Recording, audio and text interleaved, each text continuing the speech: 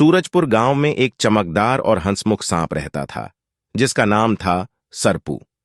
लेकिन सरपू कोई साधारण सांप नहीं था। उसके पास एक जादुई छड़ी थी जो उसे अद्भुत शक्तियां देती थी। इस छड़ी की मदद से वह पेड़ों को फल फूलों से भर सकता था और किसी भी चीज को चमत्कारी रूप में बदल सकता था। एक दिन सरपू को एक पुराना मानचित्र मिला जो एक गुप्त खजाने का मार्ग दिखा रहा था। खजाना था गांव के पास एक पुरानी गुफा में, जो दुष्ट धारीदार बाघ की गुफा के रूप में जानी जाती थी। लेकिन इस खजाने को पाने के लिए सरपू को कई खतरनाक और मजेदार चुनौतियों का सामना करना पड़ा। पहली चुनौती थी हंसी के जाल। गुफा के द्वार पर एक विशाल हंसी की मशीन थी जो हंसते ही बेतरतीब आवाजें करने लगती थीं। सरपू ने अपनी छड़ी की मदद से हंसी की आवाजों को चुप कराया और धीरे धीरे द्वार तक पहुंचा। दूसरी चुनौती थी रंगीन बल्बों की दीवार।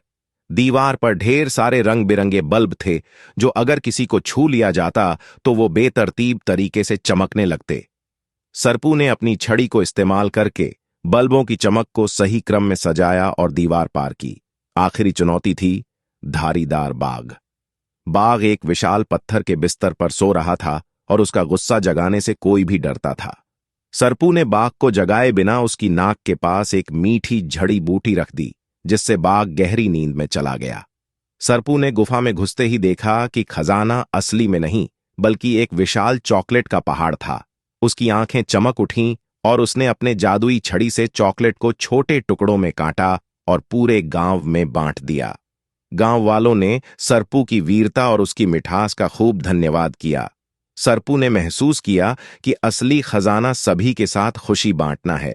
इस प्रकार सरपू की जादुई छड़ी और उसका दिल से भरा दिल गांव के लिए सबसे बड़ा खजाना साबित हुआ।